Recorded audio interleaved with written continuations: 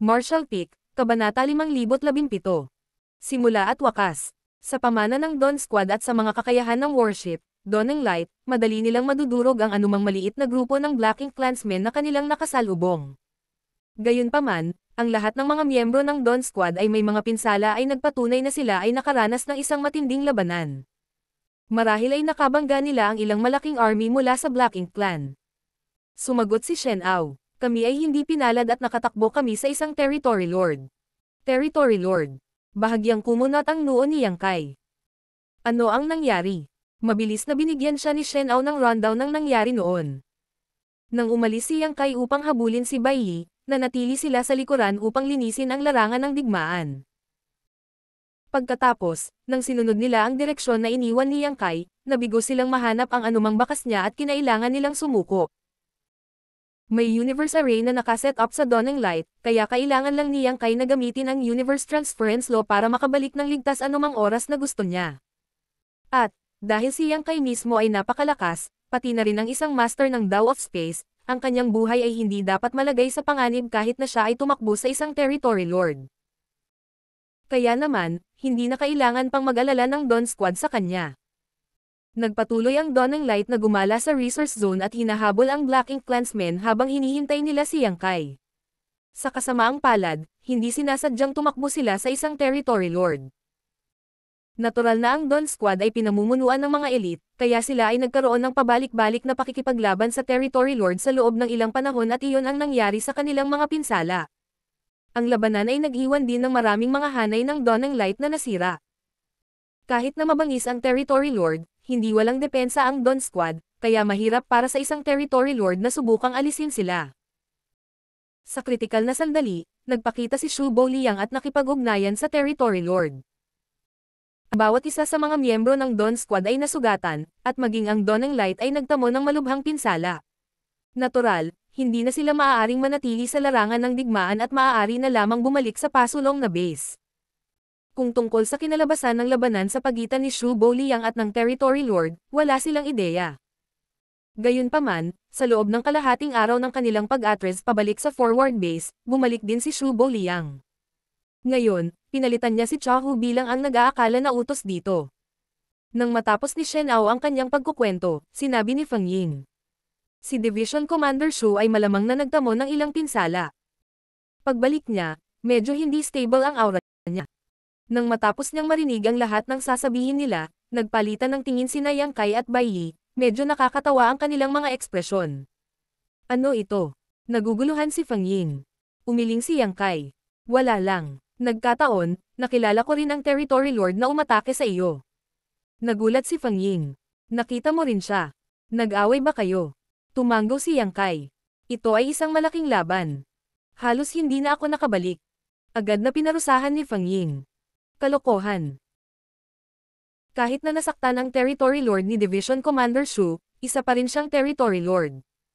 Hindi siya isang taong makakalaban ng isa o dalawang 7th grade masters. Malalim na sumang-ayon si Yang Kai. Tama iyan. Kailangan namin ni Bai Yi na gumugol ng maraming pagsisikap para patayin siya. Patayin. Patayin siya. Napatulala si Shen Ao at ang iba pa. Nanlaki din ang mga mata ni Feng Ying sa gulat. Kung hindi nila narinig ang mga salitang iyon mula mismo kay Yang Kai, hindi rin sila mangangahas na paniwalaan ito. Sa kabutihang palad, nagawa kong tambangan siya ng isang point-blank strike ng purifying light na lubhang nakasire sa kanyang lakas. Pagkatapos, sa tulong ni Junior Sister Bai Yi, ito ay isang mahirap na laban, ngunit nagawa naming makaalis dito ng may takot lamang. Simpleng paliwanag ni Yang Kai. Nagulat ang lahat. Lumingon si Feng Ying kay Bai Yi, at si Yang Kai ay nagmamadaling lumapit upang ipakilala sila. Napagtanto ni Feng Ying. Kaya si Junior Sister Bai ang nag-iwan ng squad leader sa gulo. Makapangyarihan talaga si Junior Sister Bai. Namula si Bai Yi. Napinsala ako ng Black Ink Strength at hindi ko kontrolado ang sarili ko. Napatawa ko si Senior Sister. Ngayon, sa tulong ni Senior Brother, nabawi ko ang aking pakiramdam. Ngumiti si Feng Ying. Wala kang ideya. Ngunit bukod sa akin, lahat ng tao sa Dawn Squad ay dating Black Ink disciple na iniligtas niya. Nagulat si Bai Yi. Lahat sila. Tumanggo si Feng Ying. Lahat sila. Tiningnan ni Bai Yi ang bawat isa sa kanilang mga mukha at biglang ngumiti. Ikinagagalak ni Bai Yi na batiin ang lahat ng aking senior brothers at junior brothers. Ikinaway ni Shen Ao ang kanyang kamay at sinabing, dahil nakabalik ka na, kung gayon dapat kang pumatay ng mas maraming Black Ink clansmen sa hinaharap. Dapat nating bayaran sila para sa ating mga nakaraang pagkabigo. Sumagot si Bai Yi ng mahinang oo. Sinabi ni Yang Kai, dadalhin ko siya para makita si Division Commander Shu. Mag-focus ka muna sa pag-recover, mamaya na tayo mag-usap. Walang sino man ang nagkaroon ng anumang pagtutol. Pagkatapos ay pinangunahan ni Yang Kai si Bai Yi upang makita si Shu Booliang. Habang papunta doon, malinaw na mukhang kinakabahan si Bai Yi. Hindi pa banggitin ang iba pa, siya ang tumama kay Shu Booliang ng kanyang palaso noon at nasugatan siya, kahit na tinulungan si Zhu Feng na makatakas. Kahit na napansin ito ni Yang Kai, hindi niya sinubukang aliwin siya. May mga bagay na kailangang harapin ng direkta. Gayunpaman, pagkatapos makipag-usap kay Feng Ying at sa iba pa, sa wakas ay naunawaan ni Yang Kai ang nangyari noong araw na iyon. Unang nakatagpo ng Dawn Squad si Zhu Feng, at pagkatapos ay nauwi ang magkabilang panig sa isang malaking labanan kung saan natalo ang Dawn Squad, at maging ang Dawn ng Light ay nasira. Malinaw, si Zhu Feng ay nakakain din ng lubos na kawalan mula sa Dawn Squad. Pagkatapos, lumitaw si Shu Booliang at si Zhu Feng ay nasugatan ng husto sa kanilang laban. Sa kritikal na sandali, tinambangan siya ni Bai Yi gamit ang isang arrow na nagbigay kay Zhu Feng ng pagkakataong makatakas. Kasunod nito, umatras si Shu Booliang, at nagawang ibagsak ni Yang Kai si Bai Yi. Sa kanyang mungkahi, ang dalawa sa kanila ay nagtungo sa nakatagong pugad ni Zhu Feng. Ngayon, walang paraan na hindi maintindihan ni Yang Kai kung bakit nabigo siyang kumonekta sa Universe Array sa Dawn ng Light noong ginamit niya ang Universe Transference Law noong araw na iyon. Halatang dahil iyon sa pinsalang natamo ng Dawn ng Light. Ngayong bumalik na ang Resonance, nangangahulugan ito na naayos na ang Universe Array. Kahit na ang Array Master sa panig ng humans ay hindi makapag-ayos ng mga bagong Universe Array, maaari silang gumawa ng mga simpleng pag-aayos sa mga ito. Siyempre, iyon ay nasa premise na ang Universe Array ay hindi masyadong nasira sa simula. Hindi nagtagal, dumating sina Yang Kai at Bai Yi sa kinaroroonan ni Shu Booliang at naghintay sandali sa labas habang hiniling nila ang isang tao na ipasa ang salita para sa kanila. Maya-maya, may dumating na nagyaya sa kanila sa loob. Nagpasalamat si Yang Kai sa kanya at pumasok kasama si Bai Yi. Sa dulo ng mahabang mesa ay nakaupo ang isang matapang at magiting na figurine na may marangal na hitsura. Nakita na ni Yang Kai si Shu Booliang mula sa malayo, at kahit na hindi niya ito masyadong nakikita, masasabi pa rin niya na ang mukha na ito ay humigit kumulang 70 hanggang 80% tugma sa mukha na nakita niya noon. Si Shu Booliang iyon, walang duda tungkol dito. Mabilis na ikinulong ni Yang Kai ang kanyang kamao. Binabati ni Yang Kai ng Dawn Squad si Division Commander Shu. Binati rin siya ni Bai Yi. Binati ni Bai Yi si Division Commander Shu. Magiliw na tumango si Shu Booliang at iniabot ang kanyang kamay, at pagkatapos silang dalawa ay binuhat ng hindi nakikitang puwersa. Tumingin muna siya kay Yang Kai, pagkatapos ay kay Bai Yi. Sa sumunod na sandali, tumaas ang kanyang kilay sa pagtataka. Ikaw ang umatake sa akin noong araw na iyon, di ba? Natural, nakilala niya si Bai Yi sa sandaling nakita niya ito. Bumaba si Bai Yi. Wala ako sa sarili noon, patawarin mo sana ako, Division Commander Shu. Napangiti si Shu Booliang. Hindi mahalaga. Isa kang Black Ink disciple noon, kaya natural lang na ginawa mo ang iyong ginawa. Gayunpaman, ang iyong mga kasanayan sa archery ay talagang kamangha-mangha. Marami na akong nakilala mula sa Divine Feather Paradise, ngunit kakaunti lang ang kapantay mo. Nalinang mo na ba ang Sun Chaser Arrowheart? Magalang na sumagot si Bai Yi. Oo, bahagyang tumango si Shu Booliang. Narinig ko na napakahirap na linangin ang Sun Chaser Arrowheart. Sa loob ng Divine Feather Paradise, bihirang makakita ng kahit isa bawat henerasyon na nakakamit ng tagumpay kasama nito. Para maabot mo ang antas na ito ng mastery sa 7th grade, tiyak na magiging isang mahusay kang asset kapag tumaas ang grado mo sa hinaharap. Mapagpakumbaba si Bai Yi. Masyadong magalang si Division Commander Shu. Nakikinig si Yang Kai na nalilito, ngunit maaari niyang hulaan na ang Sun Chaser Arrowheart ay dapat isang uri ng secret technique mula sa Divine Feather Paradise. Katulad ng ay secret techniques ng Myriad Demon's Heaven, bihirang makakita ng sinumang matagumpay na maglilinang nito. Pagkatapos ng ilang salita ng paghihikayat, lumingon si Shu Booliang kay Yang Kai. Hindi ka rin masama. Ang pag-save ng 7th grade Heaven Opening Realm Master ay hindi maliit na merito. Sa paksang iyon, nagtatago ka rin ba sa malapit noong araw na iyon? Medyo napahiya si Yang Kai. Patawarin mo ako, Division Commander Shu. Desidido ako na hulihin si Junior Sister Bai kaya hindi ako tumulong, nag-aalala na baka abalahin ko ang damo at alertuhan ang ahas. Bahagyang tumanggo si Shu Boliang. Tama ang desisyon mo. Mabuti na mayroon kang sariling mga pagsasaalang-alang, ngunit nakakahiya din na pinayagang makatakas si Zhu Fang. Kakausapin lang namin si Division Commander tungkol dyan. Hinawakan ni Yang Kai ang kanyang kamao. Pagkatapos mahuli si Junior Sister Bai, ang junior na ito ay nakatanggap ng kritikal na katalinuhan mula sa kanya at nagawang makalusot sa nakatagong pugad ni Zhu Fang. Habang sinusubukan niyang makabawi, nagawa naming patayin siya, pati na rin ang tatlo sa kanyang mga nasasakupan na feudal lords.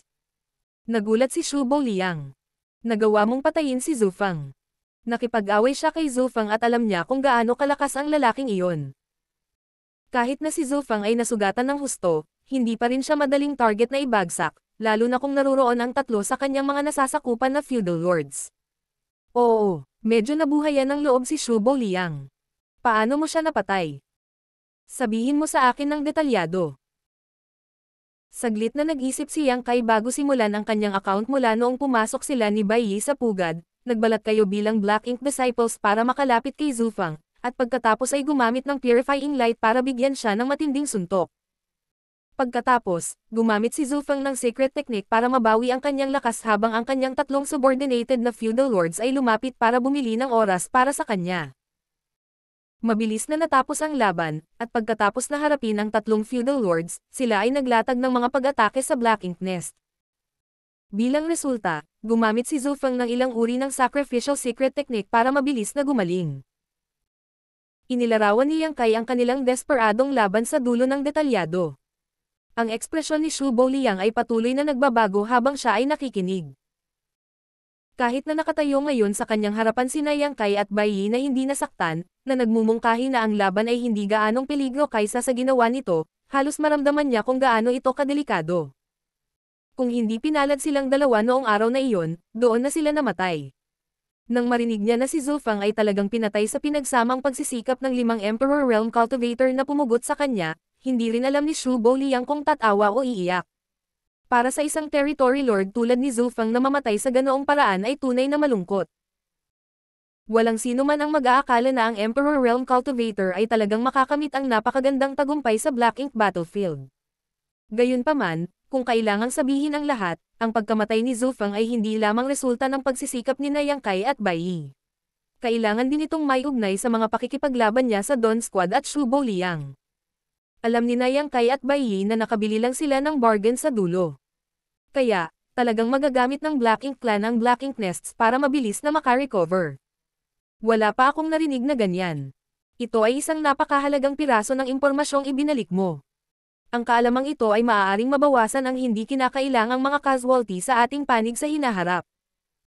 Hindi pa sila nakatagpo ng ganoong bagay, higit sa lahat dahil sa kung gaano kahalaga ang Black Ink Nests para sa Black Ink Clan.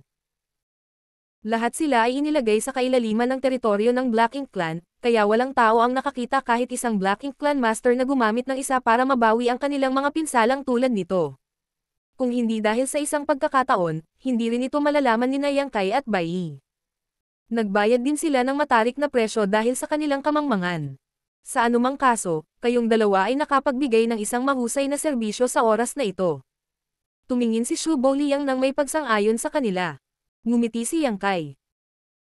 Division Commander Shu, kung gumawa tayo ng mahusay na serbisyo, ibig sabihin ba nito ay maaari din tayong humingi ng ilang benepisyo?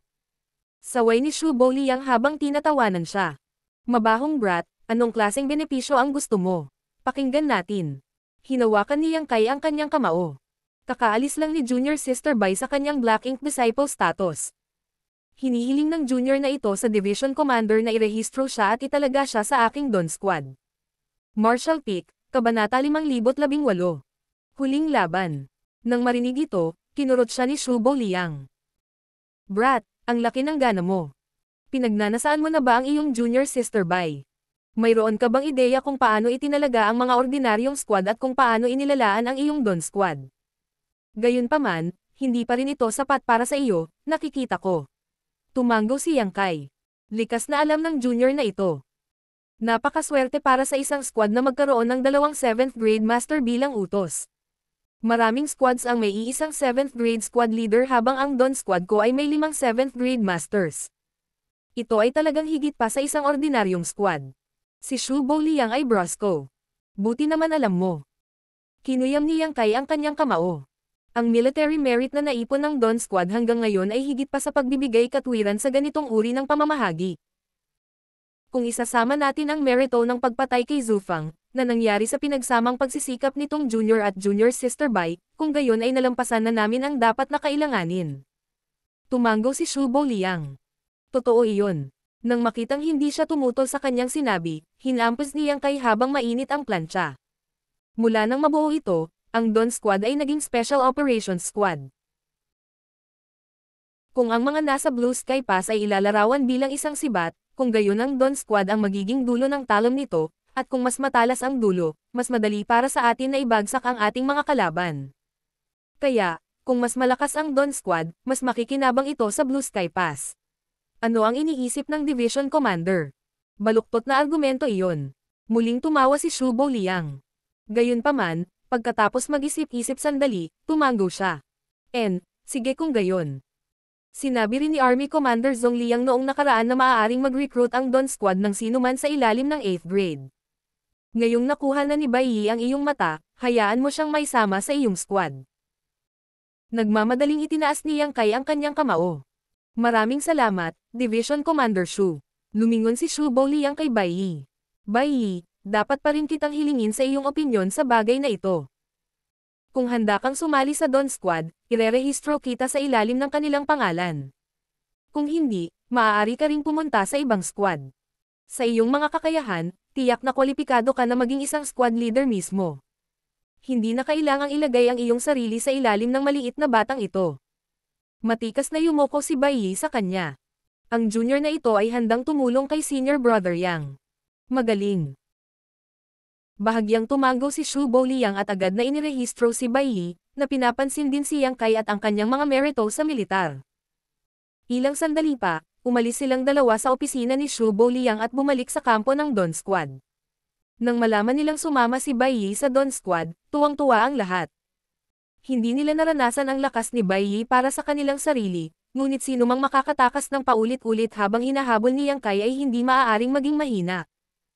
Higit pa rito, si Bai Yi ay isa ring disipulo ng Divine Feather Paradise. Ang kanyang pagsali sa Dawn Squad ay magdadala sa kanilang pangmatagalang kakayahan sa pakikipaglaban sa isang bagong antas. Naniniwala sila na sa kanyang husay sa pag-archery, tiyak na mas magiging madali ang kanilang oras kapag nakatagpo nila ang Black Ink Clan sa hinaharap.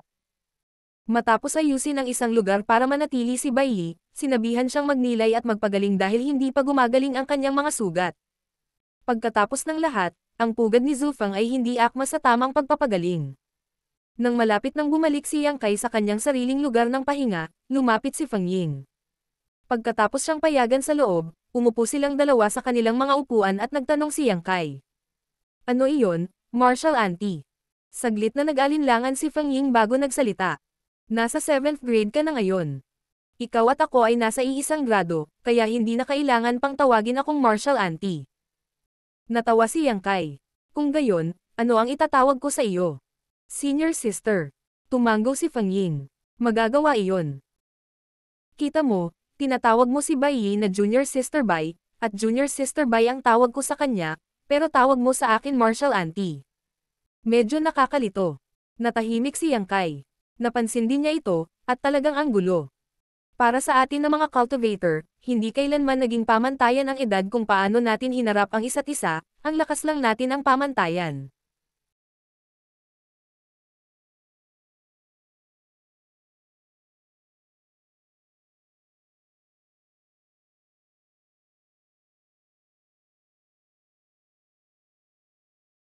Kung ikaw ay mula sa isang cave heaven o paradise, kung gayon ay ayos lang, ngunit hindi, kaya hindi na kailangang sumunod sa mga patakaran ng seniority.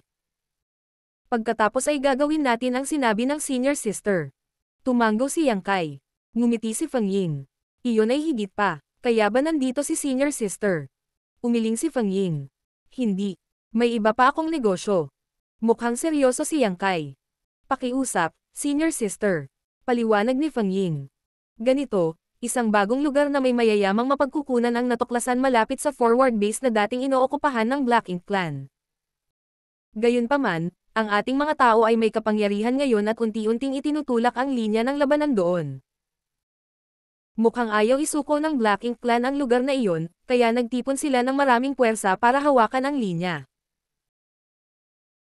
Karamihan sa mga tao mula sa forward base na ito ay nagtipon na doon, at ilang araw na ang nakalipas, narinig ko mula sa Division Commander Shu na ang Black Ink Clan at ang humans ay naglalayo na ayusin ang mga bagay doon. Kung ganoon, ito ang magiging huling labanan dito, at kung mananalo ang humans, kung gayon ay ganap na nating sasakupan ang mga mapagkukunan sa lugar na iyon. Sa wakas ay naunawaan ni Yang Kai. Hindi nakakagulat na wala kaming nakitang sino man sa aming mga tao o sino mang Black Ink Clansmen sa pagbabalik. Kaya lahat sila nagtipon doon, di ba? Tumanggo si Feng Ying. Bukod sa estratehikong kahalagahan nito, isa rin itong magandang lugar para makakuha ng mga merito. Natural lang na ayaw palampasin ng mga division commanders. Kahit nasakupin natin ang lugar na iyon, ang Blue Sky Pass ay maaari lamang itong mamina sa loob ng ilang dosenang taon bago tayo umatras. Gayunpaman, ang kakayahang magmina sa loob ng ilang dosenang taon ay sapat pa rin upang mabigyan ang Inner Sanctum ng napakalaking surplus ng cultivation resources. Talaga. Tumanggo si Yang Kai. Nagsimula na ba ang laban doon? Sinabi ni Feng Ying. Ang mga labanan ay hindi pa tumigil, ngunit ang tunay na labanan ay hindi pa nagsisimula.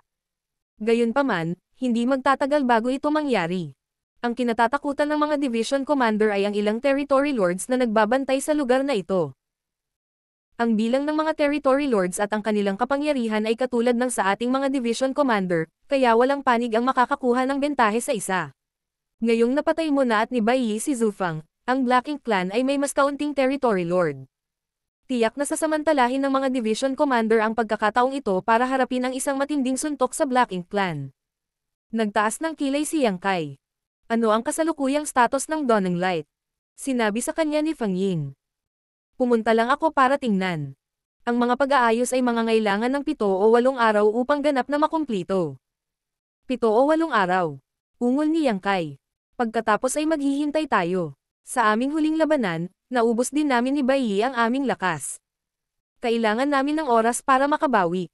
Tumanggo si Feng Ying. Mabuti. Matapos paalisin si Feng Ying, agad na nag-retreat si Yang Kai para ibalik ang kanyang enerhiya. Uminom siya ng maraming heaven opening pills at isang set ng 6th grade na materyales at sinimulang pinuhin ang mga ito, na naghahangad na mabilis na maibalik ang pamana ng kanyang miniature universe. Nasa 7th grade na siya ngayon, kaya natural, ang pinakamabilis na paraan para makabawi ay ang pinuhin ang mga materyales ng 7th grade. Gayunpaman, ang mga materyales ng 7th grade ay 10 beses na mas mahalaga kumpara sa mga materyales ng 6th grade, at sa tulong ng heaven opening pills, sapat na ang mga materyales ng 6th grade. Bukod dito, ang maraming buhay na nilalang na pinalaki niya sa kanyang miniature universe ay patuloy na nagbibigay sa kanya ng higit na world force. Maraming mapagkukunan si Yang Kai, ngunit hindi madaling makuha ang anumang dami ng mapagkukunan sa Black Ink battlefield na ito, kaya kailangan niyang gamitin ang mga ito ng matipid. Pagkaraan ng ilang araw, itinulak ni Yang Kai ang pinto sa kanyang silid, na nakakaramdam ng panibagong buhay. Sa loob ng kampo ng Dawn Squad, tahimik na lumipad ang Dawning Light sa himpapawid habang pinangunahan ni Feng Ying ang squad pataas at pababa sa deck, sinusuri ang kalagayan nito. Nang makita niya ang muling pagpapakita ni Yang Kai, sumilip si Feng Ying sa labas ng deck at kumaway sa kanya. Lumipad si Yang Kai at tumingin sa paligid. Paano ito? Tumanggo si Feng Ying. Naayos na ang lahat ng nasirang array at malapit nang mabawi ang squad. Handa na kaming magsorti. Tumanggo si Yang Kai at tumingin sa silid ni Bai Yi. Nang makitang nakasara ang pinto, sinabi niya. Tawagan si Bai Yi. Maaari niyang ipagpatuloy ang pagpapanumbalik ng sarili sa daan. Pupunta ako at ipaalam kay Division Commander Shu ang ating pag-alis. Pagkasabi nito, mabilis siyang tumakbo patungo sa kinaroroonan ni Shu Boliang. Pagkalipas ng ilang sandali, nakita niya si Shu Boliang at ipinaalam sa kanya ang kanyang mga plano. Si Shu Boliang ay natural na walang intensyon na pigilan siya. Masasabi pa nga na gusto niyang sumali ang Dawn Squad sa huling labanan doon para magsimula, kaya lang alam niyang inaayos ang Dawn ng Light sa lahat ng ito, kaya nagpa siya siyang hintayin na matapos ang pag-aayos bago tawagan si Yang Kai at papuntahin siya sa labanan. Ngayong si Yang Kai mismo ang lumapit sa kanya na may ganoong intensyon, natural, wala na siyang mahihiling pang mas mabuti. Ang mga ulat na dumarating mula sa gilid na iyon ay nagsasabi na mayroong maraming Black Ink Clansmen na natipon doon, hindi bababa sa 20,000 sa kanila. Para sa Black Ink Clan, sapat na para makabuo ng isang buong army. Kahit natiyak na magkakaroon ng maraming high-grade at low-grade Black Ink Clansmen, hindi pa rin masyadong basta-basta ang sitwasyon. Same time na tumanggo si Yang Kai at nagtanong. Ilang tao ang nasa panig natin? Wala pang 2,000. Maikling sagot ni Shu Liang. 2,000 laban sa 20,000, iyon ay 10 beses ang pagkakaiba. Ang mga bilang na ito ay hindi maihahambing sa lahat. Gayunpaman, alam ni Yang Kai na imposible para sa mga tao na magtalaga ng higit pang tropa kaysa dito. Sa kabuuan ng teritoryo ng Men-Xi Royal Lord, sinakop ng humans ang 4 na lugar ng pag-aani ng mapagkukunan. Kung kailangan nilang magtalaga ng 2,000 lalaki sa bawat isa sa mga lugar na ito, kung gayon ang 4 na lugar ay mangangailangan ng 8,000 sundalo na pinagsama. Iyon ay isang buong army mula sa Blue Sky Pass. Natural na ang Blue Sky Pass ay hindi makapagpadala ng napakaraming clansmen upang makuha ang mga resource harvesting area dahil kailangan pa nilang panatilihin ang halos lahat ng kanilang lakas sa paligid ng Great Pass mismo kung sakaling may magkamali. Gayunpaman, ang lahat ng 2,000 nanograms mga tao dito ay nasa 5th grade Heaven Opening Realm at mas mataas, at maaari silang umasa sa lakas ng kanilang mga warship para palakasin pa ang kanilang lakas. Sa kabilang banda, walang makapagsasabi kung ilan sa mahihinang low-grade Black Ink Clansmen doon ang nahalo sa 20,000 strong army ng Black Ink Clan. Kaya, sa kabila ng pagkakaiba-iba ng mga numero, mahirap sabihin kung aling panig ang mananalo sa labanang ito. Ang tanging paraan upang malaman ay ang lumaban. Malakas ang Dawn Squad, kaya kung mahusay kang gumanap, maaari kang gumanap ng isang mapagpasyang papel sa larangan ng digmaan tulad nito. Gayunpaman, mayroon akong isang utos para sa inyo. Sinabi ni Yang Kai na may seryosong mukha, mangyaring magsalita, Division Commander Shu. Hindi ka pinapayagang gumamit ng Purifying Light sa larangan ng digmaan. Tumanggo si Yang Kai. Naiintindihan ko. Sa isang larangan ng digmaan ng ganoong sukat, imposibleng patayin ang bawat huling Black Ink Clansman. Kung gagamit siya ng Purifying Light, tiyak na maaalerto nito ang Black Ink Clan. Kapag dumating ang oras na iyon, malaki ang posibilidad na malantad ang kanyang pag-iral. Pagkatapos ng maikling pag-aalinlangan, idinagdag ni Yang Kai. Paano kung may mga taong kailangang tretuhin? Sinabi ni Shu Liang. Mayroon kaming Purifying Black Ink battleship sa forward base, at lahat ay naiwan na ang kanilang imprint. Kung hindi sila makatagal, maaari silang bumalik dito gamit ang Universe Transference Law. Pagkatapos magpaalam kay Shu Liang, bumalik si Yang Kai sa kampo ng Dawn Squad kung saan natapos na ang pag-assemble ng squad. Sumama rin sa kanila si Bai Yi. Sa kubyerta ay nakatayo ang 36 na sundalo ng squad na nakahanay sa 3 linya at handa nang umalis. Tumingin sa kanila si Yang Kai saglit bago iwinagayway ang kanyang kamay. Umalis na tayo. Ang mga miyembro na namamahala sa array ay agad na kumalat at kinuha ang kanilang mga post. Ilang sandali pa, ang Dawn ng Light ay naging isang stream ng liwanag na umabot sa kalangitan at umalis sa isang iglap. Ang huling larangan ng digmaan ay isang zone na may mayayamang mapagkukunan, at ang huling linya ng depensa para sa Black Ink Clan bago ang kanilang itinatag na teritoryo. Kung ang panghuling linya ng depensang ito ay masira, kung gayon ang mga tao ay maaaring sakupin ang lugar na ito ng pag-aani ng mapagkukunan sa susunod na ilang dosenang taon at sa akin ng mapayapa. Marahil ay magkakaroon ng ilang paminsan-minsang panliligalig mula sa Black Ink Clan, ngunit ang regular na patrol squad ay maaaring panatilihin ang gayong panghihimasok. Ang dalawang angkan ay hindi na mabilang na nag-aaway sa isa't isa, kaya sanay na sila sa mga ganoong sitwasyon. Marshall Peak, Kabanata 519. Labanan. Ang lokasyon ng panghuling mapagpasyang labanan ay nagaganap sa 2 o 3 araw na paglalakbay mula sa pasulong na base.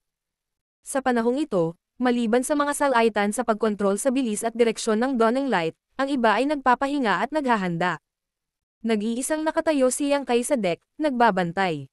Pagkalipas ng 2 araw, bago pa man makarating ang Dawn ng Light sa kanilang destinasyon, nakita na niyang Kai ang mga ilaw na nagniningning sa unahan nila sa kawalan. Kahit na mula sa ganoon kalayuan, ang paminsan-minsang pagbabago-bago ng enerhiya ay maaaring maramdaman na nagmumula doon. Nagsimula na ba silang mag-away? Nanlamig ang mukha ni Yang Kai at nagmamadali siyang nagpaalarma. Bumukas ang pinto ng cabin at isa-isang lumitaw ang mga figures sa kubyerta na parang isang paaralan ng mga isda, na nakatingin sa digmaang nagaganap ng puspusan sa unahan. Nagsimula na nga ang mapagpasyang labanan, ngunit habang papalapit sila rito, napagtanto ni Yang Kai na malamang na hindi na magtatagal ang laban, dahil ang hukbo ng Black Ink Clan ay nasa forma sayon pa rin at walang masyadong nasawi. Tila sumiklab ang labanan mga isang oras na ang nakalipas. Masasabing saktong dumating ang Dawning Light.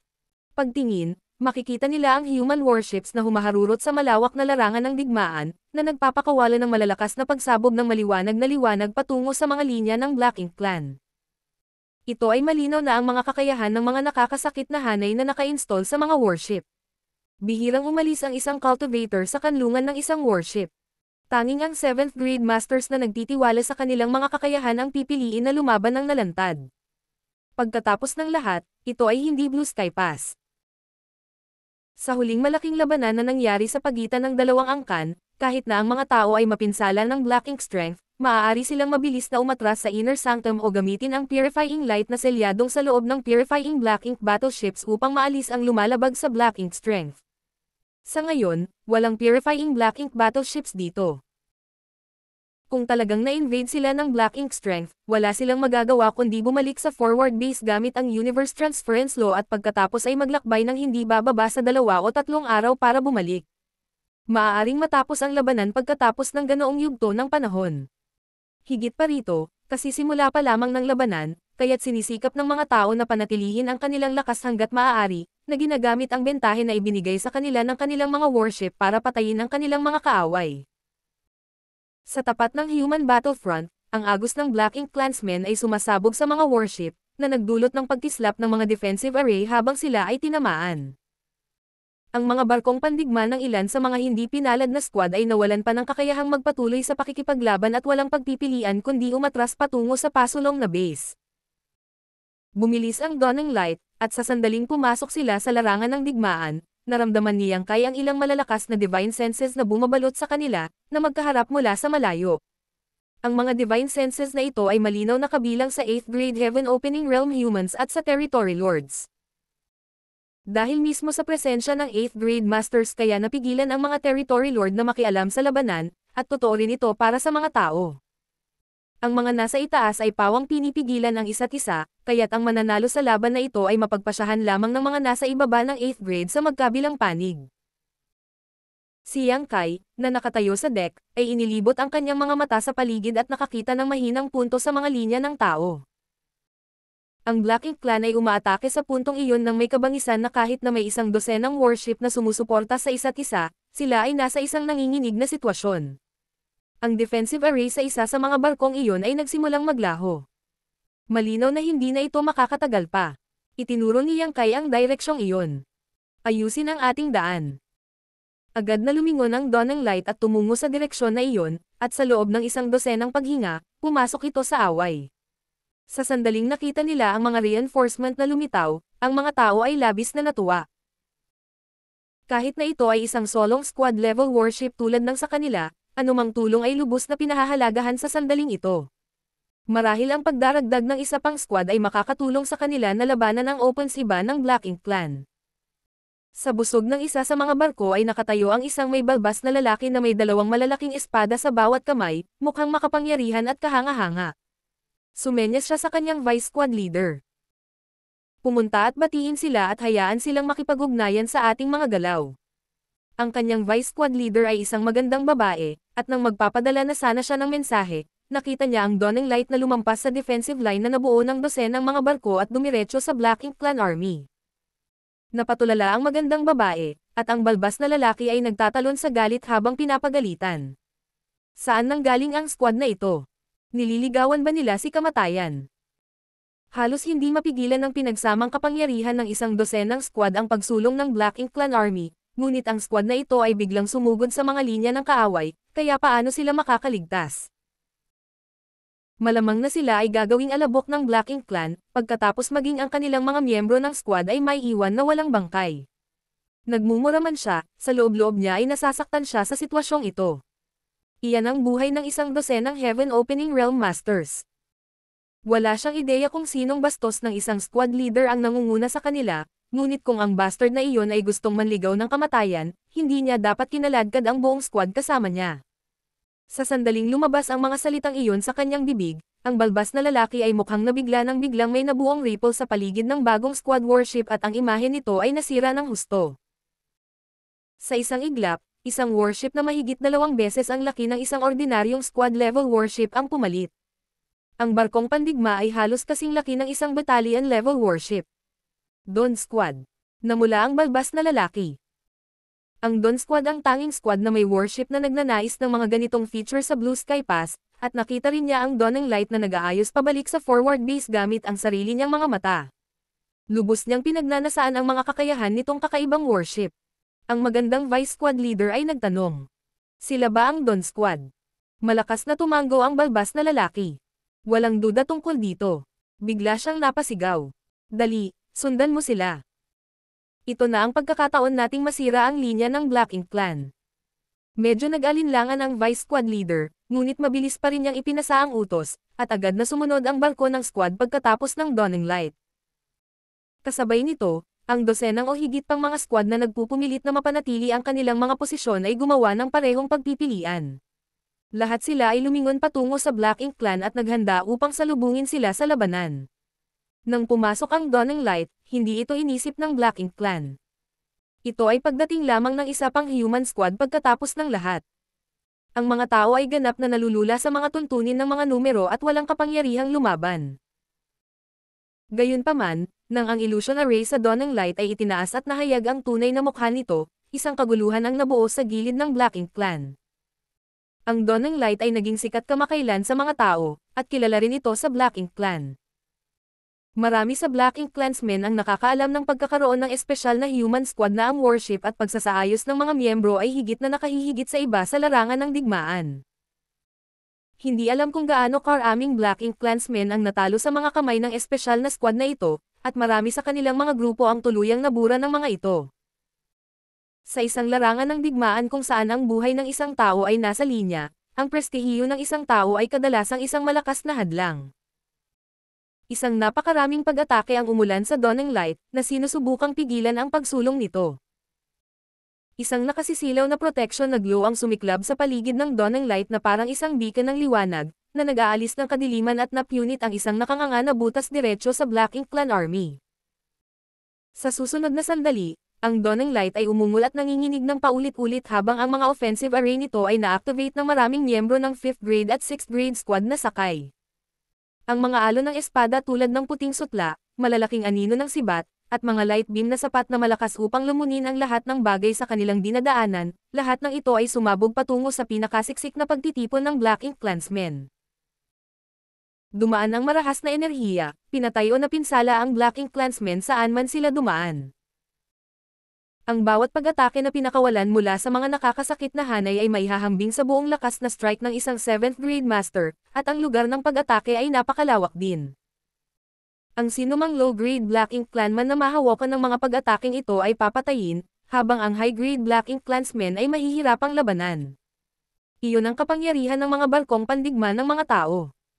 Sa tulong ng malalakas na array at pinagsamang lakas ng ilang 5th grade at 6th grade masters, nagawa nilang ilabas ang kapangyarihan na katumbas ng 7th grade Heaven Opening Realm. At, hanggat hindi nasira ang warship na kanilang sinasakyan, hindi nila kailangang mag-alala na masira ng Black Ink Strength. Sa isang salvo lang, nagpakita ang Dawning Light ng kapangyarihan na higit na nalampasan ang mga ordinaryong squad-level warships.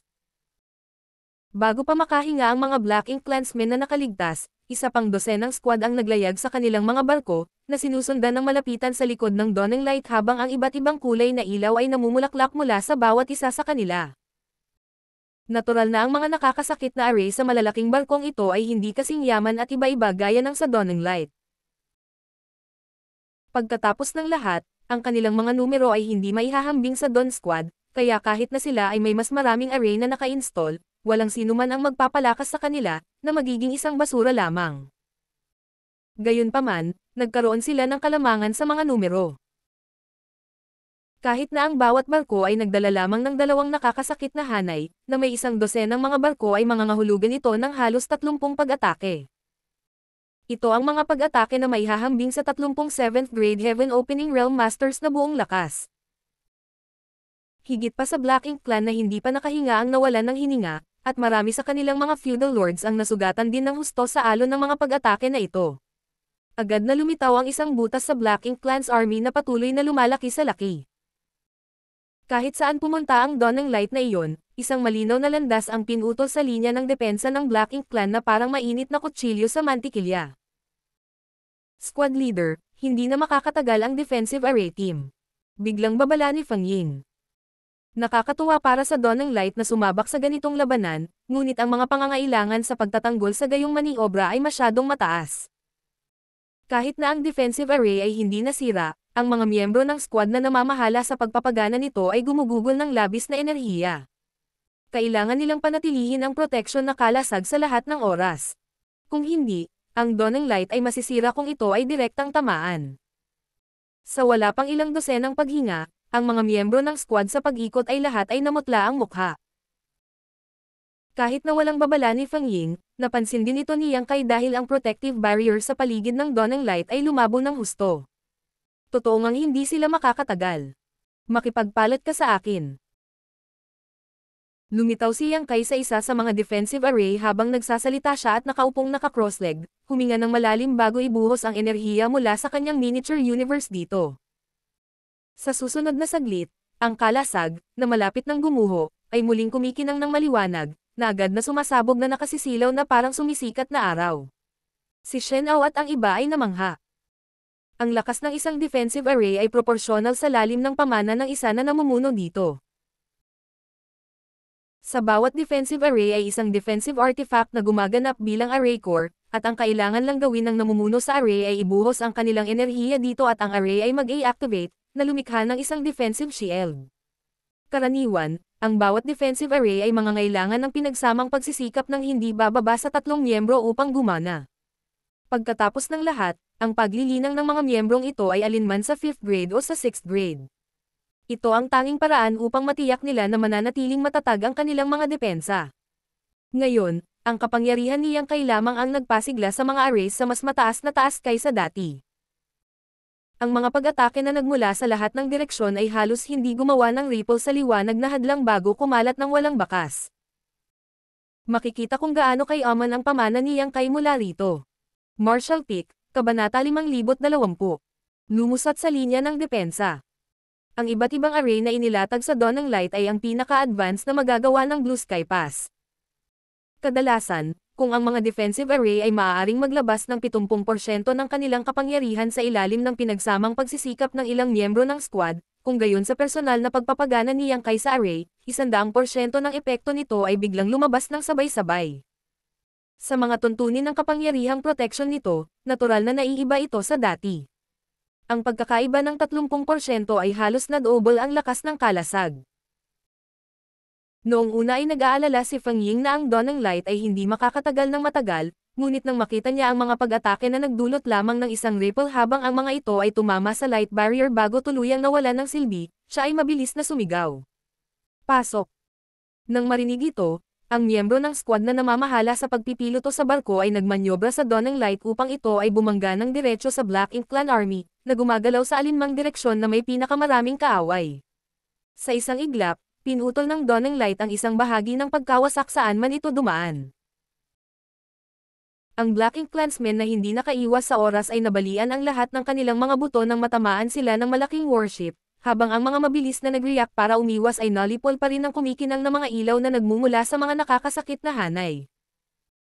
Ang iba pang dosina o higit pang mga warship ay malapit na sumusunod sa likod ng Dawn ng Light, at isang barrage ng malalakas na pag-atake ang pinaputok mula sa kanila sa lahat ng direksyon. Isang malalim na sugat ang lumitaw sa linya ng depensa ng Black Ink Clan. Nang makarating ang Dawn ng Light sa kabilang dulo ng hukbo ng kaaway, mabilis itong tumalikod at muling bumangga dito. Sa punto ng Dawn Squad, Ang dosenang iba pang squad-level warship ay kumalat na parang mga pakpak na tumuloy sa isa pang nakamamatay na pagsugod. Pagkatapos ng 3 o 4 na ganoong sweep, ang mga tropa ng Black Ink Clan sa linya ng depensa ay pawang namatay o nasugatan, ganap na bumagsak, hindi na nakapagpanatili ng isang epektibong pormasayon. Sa warship kung saan naroon ang balbas na lalaki, ang magandang vice squad leader ay bamulong sa pagkamangha. Napakalakas ng dawning light. Ang balbas na lalaki ay dinilaan ang kanyang mga labi at tumawa. Wala kang ideya, ang mga array sa dawning light ay nasa tuktok ng linya. Ang array cores din ay nasa tuktok, maging ito man ay ang nakakasakit o ang nagtatanggol artifacts. Kung hindi, paano sila magiging ganito kalaka? Hey, parang may universe array na sakay ng dawning light pati na rin ang stock ng purifying light. Kumunat ang noo ng magandang babae at nagbuntong hininga. Hindi ba medyo bias ang army commanders? Ano, ipinanganak ba ang Dawn Squad sa tunay na ina at pinalaki kami ng madrasta? Itinaas ng may balbas na lalaki ang kanyang kamay at hinampos siya sa ulo. Huwag kang magsalita ng kaulokohan. Napatikip ng ulo ang magandang babae, na agrabyado. Sinabi sa kanya ng may balbas na lalaki. Ang mga army commander ang namamahala sa 4 na army region, at lahat ng mga sundalong nasa ilalim ng kanilang pamumuno ay kanilang buhay.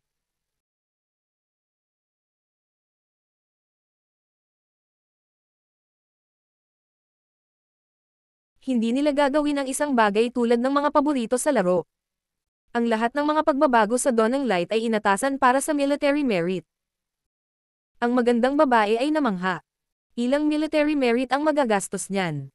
Ang balbas na lalaki ay bahagyang napamura. Tahimik kong tinanong ang junior brother sa merit hall noong nakaraan, at sinabi niya sa akin na ang military merit na nakuha ng leader ng Dawn Squad sa huling labanan ay casual niyang pinangalanan ang isang figure bago magpatuloy. Pagkatapos ay commissioning ang konstruksyon ng Dawning Light, lahat ng military merit na iyon ay ginastos, at iyon ay sa kanya lamang. Ang military merit ni Senior Sister Feng Ying ay naubos din. Lalong nagulat ang magandang babae. Talagang bukas palad sila, ginugugol ang napakarami nilang military merit sa Dawning Light. Ngumisi ang may balbas na lalaki. Kailangan mong hanggan ang kanilang katapangan, ngunit ang Dawning Light ay naging isang pambihirang sandata na ngayon. Pagkatapos ng labanang ito, maaaring hindi na nila mabawi ang lahat ng military merit na kanilang ginastos, ngunit hindi dapat maging problema ang 30 o 40%. Kung lalaban lang sila ng ilan pang mga laban na tulad nito, tiyak na makukuha nila ang lahat pabalik at higit pa. Nagpout ang magandang babae. Kung marami tayong military merit, magagawa rin natin iyon. Pero wala tayo. Napabuntong hininga ang balbas na lalaki. Kaya, dapat nating sundin ang Dawning Light. Kinakain nila ang karne, ngunit para sa atin na makibahagi sa ilan sa sabaw ay napakasarap pa rin. Pagkatapos, biglang naging solemn na ang mukha ng may balbas na lalaki. Nasira ang linya ng depensa ng Black Ink Clan, kaya malapit na tayong harapin ang kanilang pangunahing puwersa.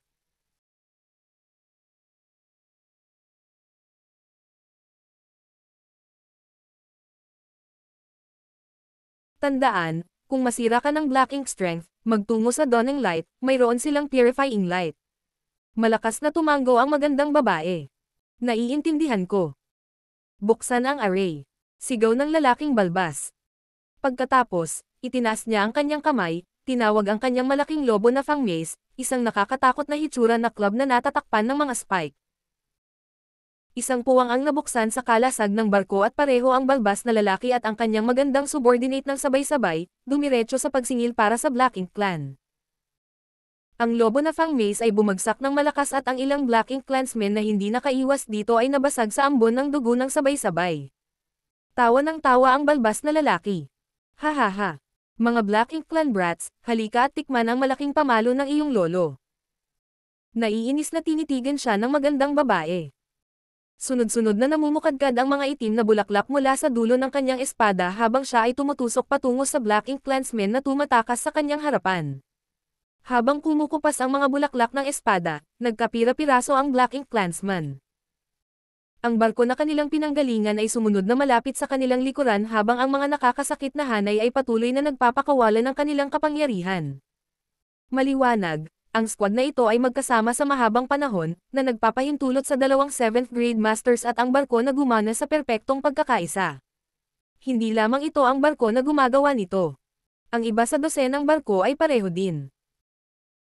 Ang bawat isa sa 7th grade Heaven Opening Realm Masters na sakay nila ay personal na lumabas upang sumali sa labanan, na nakikipaglaban sa kanilang mga warship. Ang ganitong paraan ng pakikipaglaban ay walang alinlangan na mas ligtas. Kahit na makaharap sila ng isang malakas na kalaban, magkakaroon pa rin sila ng pagkakataong makabalik sa kanilang mga warship upang sila ay makabangon.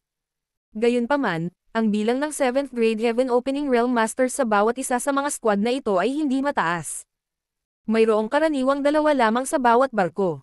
Sa kabilang banda, ang Dawning Light, na nangunguna sa grupo, ay may 5 7th grade masters na sabay-sabay na sumugod. Kung si Yang Kai man o si Feng Ying, kapag sila ay umatake, maging ang mga feudal lord ay mahihirapang ipagtanggol ang kanilang sarili. Sa deck ng Dawning Light, mayroong kahit isang maliit na figure na nakatayo sa busog habang ang isang maliit na puwang ay nabuksan sa hadlang sa harap niya. Ang figure ay may hawak na isang malakas na busog na may tali na hinayla ng mahigpit, isang gintong liwanag sa kanyang mga daliri. Sa isang sitsit, isang bolt ng gininto ang liwanag ang kumikislap, at sa bawat oras na iyon, ang isang feudal lord ay maaaring masugatan ng husto o direktang mapapatamba. Si Bai Yi, na nagmula sa Divine Feather Paradise at nilinang ang Sun Chaser Arrow Heart, ay nakamit ang ika-8 antas ng mastery sa archery daw, kaya ang bawat arrow na binitawan mula sa kanyang mga daliri ay hindi mapigilan. Sa Dawning Light sa gitna, sinumang feudal lord na nakapansin sa kanya sa loob ng 100 kilometrong radius ay maaaring matamaan siya o tuluyang maalis. Walang pangatlong posibilidad. Ang kapangyarihan ng gayong mamamana sa gayong larangan ng digmaan ay sadyang napakahusay. Bukod dito, hindi siya kailanman nakatutok sa sinumang Black Ink clansmen na nasa ibaba ng mga feudal lords, tanging sa mga nasa itaas nila. Sa orihinal, ang Black Ink clan ay may malaking kalamangan sa partikular na linya ng depensa na ito, pinababa ang 12 human squad at pinipilit silang bumalik ng dahan-dahan. Gayunpaman, pagkatapos ng pagdating ng Dawn Squad, ang tubig ay agad na binaligtad. Hindi lamang nagkaroon ng kakayahan ang humans na lumaban, matagumpay nilang itinapon sa kaguluhan ang mga sundalo ng Black Ink clan. Sa gitna ng matinding labanan, isang dagwang 7th grade Heaven Opening Realm Master ang biglang sumugod patungo sa Dawning Light, isang kislap ng hindi natural na black chi na namamalagi sa kanyang maputlang mukha. Ang 7th grade human na ito ay halatang sinalakay ng Black Ink strength. Agad na itinutok ni Bai Yi ang kanyang arrow sa kanya at ang 7th grade Heaven Opening Realm Master ay agad na nagyelo sa pwesto, hindi nang ahas na gumalaw.